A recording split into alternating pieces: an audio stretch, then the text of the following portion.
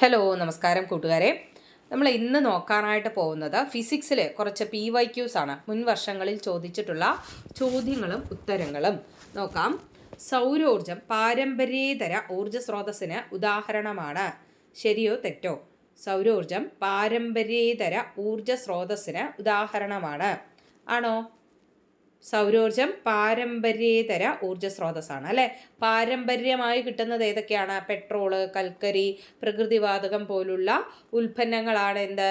പാരമ്പര്യ ഊർജ സ്രോതസ്സുകൾ. എന്നാൽ സൗരോർജം, കാറ്റ്, തിരമാല ഇതൊക്കെ എന്താണ്?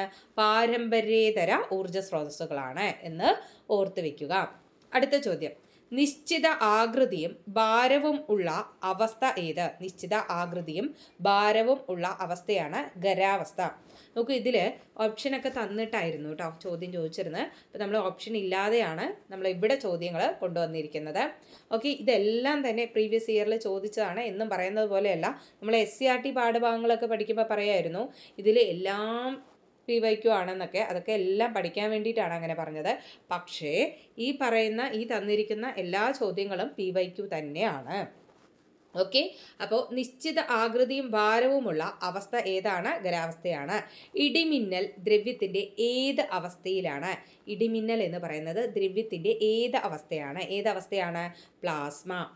അടുത്തത്, ഡാമിൽ കെട്ടി നിർത്തിയിരിക്കുന്ന ജലത്തിൻ്റെ ഊർജം ഏത്? ഡാമിൽ കെട്ടി നിർത്തിയിരിക്കുന്ന ജലത്തിൻ്റെ ഊർജം ഏത് ഊർജമാണ്? സ്ഥിതികോർജമാണ് അല്ലേ. സ്ഥിതികോർജമാണ്. ഡാമിൽ കെട്ടി നിർത്തിയിരിക്കുന്ന ജലത്തിൻ്റെ ഊർജം സ്ഥിതികോർജമാണ്.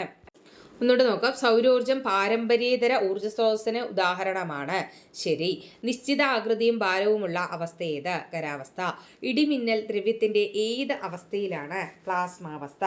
ഡാമിൽ കെട്ടി നിർത്തിയിട്ടിരിക്കുന്ന ജലത്തിൻ്റെ ഊർജം ഏത്? സ്ഥിതികോർജം. അടുത്തത്, ദേശീയ ഊർജ സംരക്ഷണ ദിനം ഇന്ന് ഡിസംബർ 14. ദേശീയ ഊർജ സംരക്ഷണ ദിനം ഡിസംബർ 14. ഊർജത്തിൻ്റെ യൂണിറ്റ് ജൂൾ. ഊർജത്തിൻ്റെ യൂണിറ്റ് ആണ് ജൂൾ. അന്തർവാഹിനികളിൽ ഇരുന്നു കൊണ്ട് സമുദ്രോപരിതലത്തിലുള്ള ദൃശ്യങ്ങൾ കാണുവാൻ ഉപയോഗിക്കുന്നത് ഏത് ഉപകരണമാണ്? പെരിസ്കോപ്പ്. അന്തർവാഹിനികളിൽ ഇരുന്നു കൊണ്ട് സമുദ്രോപരിതലത്തിലുള്ള ദൃശ്യങ്ങൾ കാണുവാൻ ഉപയോഗിക്കുന്നത് ഏത് ഉപകരണമാണ്? പെരിസ്കോപ്പ്. ദേശീയ ശാസ്ത്ര ദിനമായി ആചരിക്കുന്നത് ഏത് വിഖ്യാത ഇന്ത്യൻ ശാസ്ത്രജ്ഞന്റെ ജന്മദിനമാണ്? CV രാമന്റെ. ദേശീയ ശാസ്ത്ര ദിനമായി ആചരിക്കുന്നത് ഏത് വിഖ്യാത ഇന്ത്യൻ ശാസ്ത്രജ്ഞന്റെ ജന്മദിനമാണ്? CV രാമന്റെ ജന്മദിനം. ഓക്കെ, ഒന്നുകൂടെ പറയാം. ദേശീയ ഊർജ്ജ സംരക്ഷണ ദിനം ഡിസംബർ 14. ഊർജത്തിൻ്റെ യൂണിറ്റ് ജൂളാണ്.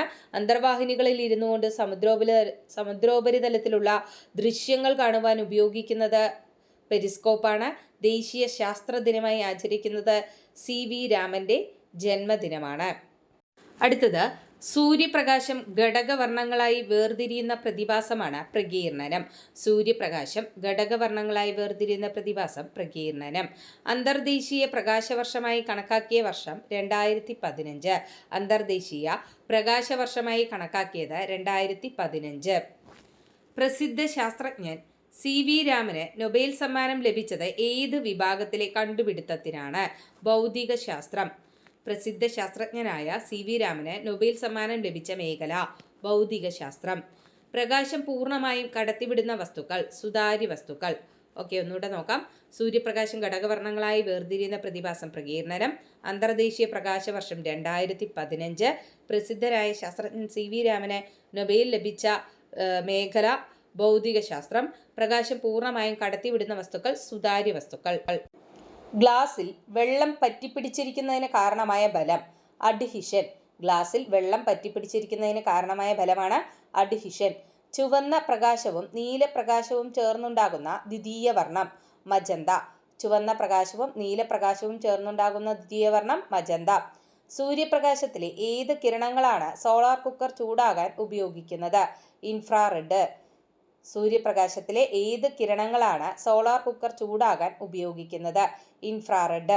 ഇപ്പം നമ്മൾ മറ്റേ കുക്കറൊക്കെ ഇൻഡക്ഷൻ കുക്കറൊക്കെ യൂസ് ചെയ്യില്ലേ, അപ്പോൾ അതിൽ റെഡ് ലൈറ്റ് കത്തും അങ്ങനെ വിചാരിക്കുക കേട്ടോ. ഇൻഫ്രാറെഡ് റെഡ് അങ്ങനെ കണക്ട് ചെയ്ത് പഠിക്കുക. അടുത്തത്, അർബുദ ചികിത്സയ്ക്ക് ഉപയോഗിക്കുന്ന വികിരണം ഏത്? അർബുദ ചികിത്സയ്ക്ക് ഉപയോഗിക്കുന്ന വികിരണമാണ് ഗാമാ കിരണം. ഏതാണ്? ഗാമാ കിരണം. ഒന്നുകൂടെ നോക്കാം. ഗ്ലാസിൽ വെള്ളം പറ്റിപ്പിടിച്ചിരിക്കുന്നതിന് കാരണമായ ബലം അഡ്ഹീഷനാണ്. എന്നാൽ പ്രതലബലത്തിന് കാരണം എന്താണ്? കൊഹിഷൻ ആണ് അല്ലേ, കൊഹിഷൻ. ചുവന്ന പ്രകാശവും നീലപ്രകാശവും ചേർന്നുണ്ടാകുന്ന ദ്വിതീയ വർണ്ണമാണ് മജന്ത. സൂര്യപ്രകാശത്തിലെ ഏത് കിരണങ്ങളാണ് സോളാർ കുക്കർ ചൂടാകാൻ ഉപയോഗിക്കുന്നത്? ഇൻഫ്രാറെഡ് കിരണം. അർബുദ ചികിത്സയ്ക്ക് ഉപയോഗിക്കുന്ന വികിരണം ഏത് വികിരണമാണ്? ഗാമാ കിരണം. അടുത്തത്, ഒരു പ്രിസത്തിലൂടെ സമന്വിത പ്രകാശമായ മഞ്ഞ കടത്തിവിട്ടാൽ പ്രിസത്തിന്റെ ബേസിൽ കാണപ്പെടുന്ന വർണ്ണം ഏത്? പച്ച. ഒരു പ്രിസത്തിലൂടെ സമന്വിത പ്രകാശമായ മഞ്ഞ കടത്തിവിട്ടാൽ പ്രിസത്തിന്റെ ബേസിൽ കാണപ്പെടുന്ന വർണ്ണം ഏത്? പച്ച. ക്വാണ്ടം സിദ്ധാന്തം ആവിഷ്കരിച്ച ശാസ്ത്രജ്ഞൻ? Max Planck. ക്വാണ്ടം സിദ്ധാന്തം ആവിഷ്കരിച്ച ശാസ്ത്രജ്ഞനാണ് മാക്സ് പ്ലാങ്ക്. ബോട്ടിന്റെ ഗതി നിയന്ത്രിക്കുന്നതിന് ഉപയോഗിക്കുന്ന ഉപകരണം? റഡാർ ആണ്. ബോട്ടിന്റെ ഗതി നിയന്ത്രിക്കുന്നതിന് ഉപയോഗിക്കുന്ന ഉപകരണം റഡാർ. സാധാരണ ഊഷ്മാവിൽ വായുവിലൂടെയുള്ള ശബ്ദത്തിന്റെ വേഗത എത്ര? 340 മീറ്റർ/സെക്കൻഡ്. സാധാരണ ഊഷ്മാവിൽ വായുവിലൂടെയുള്ള ശബ്ദത്തിന്റെ വേഗത എത്ര? 340 മീറ്റർ/സെക്കൻഡ്. ഒന്നുകൂടെ നോക്കാം. ഒരു പ്രിസത്തിലൂടെ സമന്വിത പ്രകാശമായ മഞ്ഞ കടത്തിവിട്ടാൽ പ്രിസത്തിന്റെ ബേസിൽ കാണപ്പെടുന്ന വർണ്ണം പച്ച. ക്വാണ്ടം സിദ്ധാന്തം ആവിഷ്കരിച്ചത് മാക്സ് പ്ലാങ്ക്. ബോട്ടിന്റെ ഗതി നിയന്ത്രിക്കുന്നതിന് ഉപയോഗിക്കുന്ന ഉപകരണം റഡാർ. സാധാരണ ഊഷ്മാവിൽ വായുവിലൂടെയുള്ള ശബ്ദത്തിന്റെ വേഗത 340 മീറ്റർ/സെക്കൻഡ്. ശബ്ദത്തിന് ശൂന്യതയിൽ സഞ്ചരിക്കാൻ കഴിയുമോ? ഇല്ല അല്ലേ. അതും കൂടെ ഒന്ന് നോട്ട് ചെയ്ത് വെക്കുക. കൂട്ടുകാരെ, ഇത്തരം ക്ലാസ്സുകൾ നിങ്ങൾക്ക് പ്രയോജനപ്പെടുന്നുണ്ട് എന്നുണ്ടെങ്കിൽ നിങ്ങൾ എന്ത് ചെയ്യണം? സപ്പോർട്ട് ചെയ്യണം. സപ്പോർട്ട് ചെയ്ത് കഴിഞ്ഞാൽ നമ്മൾ കൂടുതൽ ക്ലാസ് ചെയ്യാനായിട്ടുള്ള ഒരു പ്രചോദനമായിരിക്കും. തീർച്ചയായിട്ടും സപ്പോർട്ട് ചെയ്യാം. ഓക്കെ, നമുക്ക് അടുത്ത ക്ലാസ്സിൽ കാണാം. താങ്ക്